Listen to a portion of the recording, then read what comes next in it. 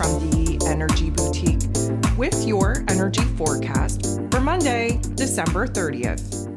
So welcome to the new moon in Capricorn day. Of course, this is the second new moon of the month and the last moon event for the whole freaking year. And it's a beautiful energy, a beautiful opportunity for us to get our mind right, to get focused on the goal, the vision, the dream. Capricorn energy giving us this grounded, logical, practical approach to the plan, to the strategy that has to be developed in order for us to, again, close the doors to the past, clear the space, clean the slate, in order for us to move forward into the future. So there is an astro forecast for you to take a listen to, really capturing the energy of this event.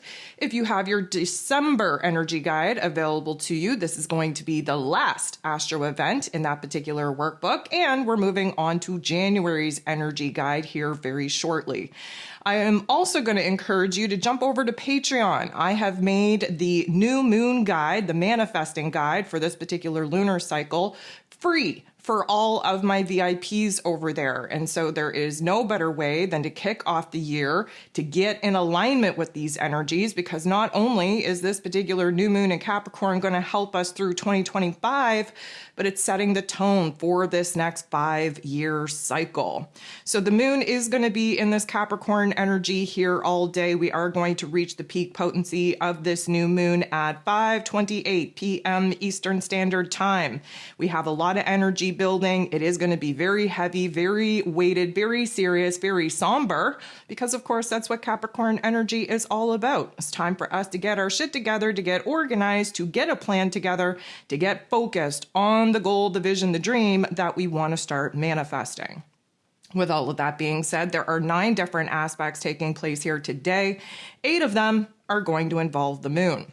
The moon in Capricorn energy going to make a positive interaction with Pluto, the great transformer, in this Aquarius energy right out of the gate. This is going to help boss us up. This empowers us. This puts us in a position to understand the power and control that we have over our emotions, over our mind space, and eventually over the actions that we're going to be able to take to actually make some progress in a new path, in a new direction. Pluto is going to intensify things. And of course, with the serious tone that's coming from the moon in Capricorn, we are going to be taking our lives, our jobs, our goals, visions, and dreams very seriously. And there's going to be an extra oomph of energy pushing us in the right path, in the right direction, especially getting our heart and head in alignment. The moon is going to enter into a boxing ring and square off with the North Node, though. And of course, this isn't going to feel good. It is going to highlight for us growing pains.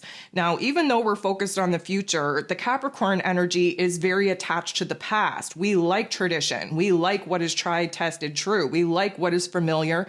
We like what is comfortable. However, being a cardinal sign means that we've been presented with information, details, if you will, to promote a change. And this change needs to happen in order for us to initiate a new path, a new direction.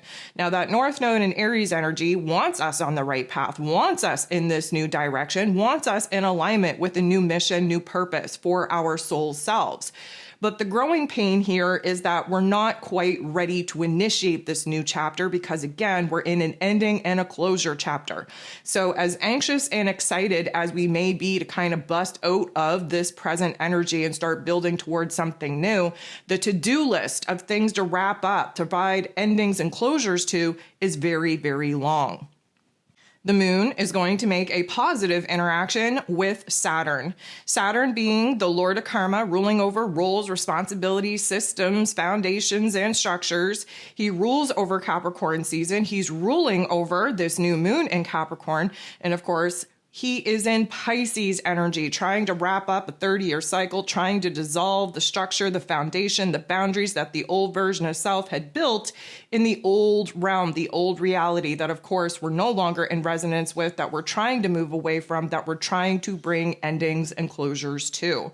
This is a positive interaction, definitely going to help us get a little bit more organized in our thoughts, in our emotions, definitely going to help us tap into the dream Again, Pisces energy helping us to kind of piece together the dream, the goal, the target that we want to absolutely see manifest. And the Capricorn energy, of course, is the grounded, logical, practical approach on how we're going to bring this goal, vision, and dream to life.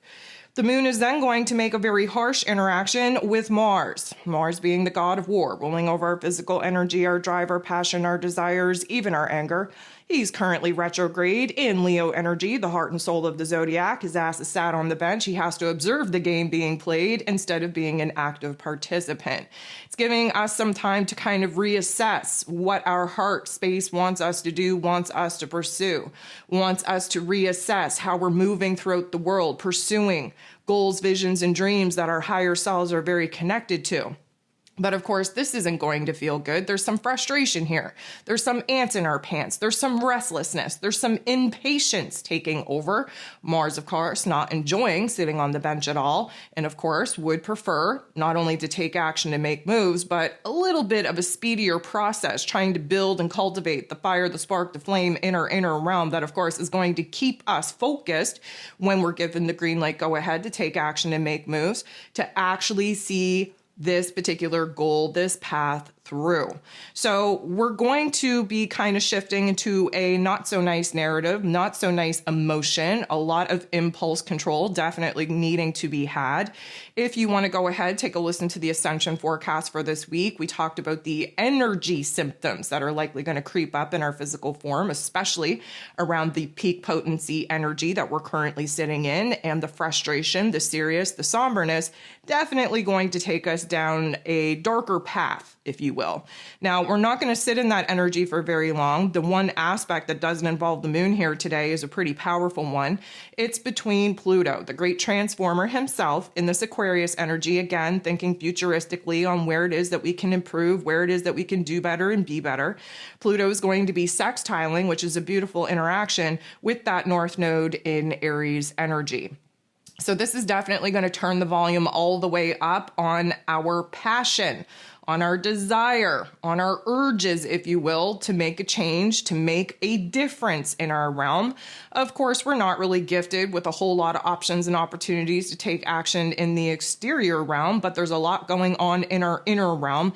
And of course, we need our heart and head in alignment before we can engage the physical body to take action and make those moves.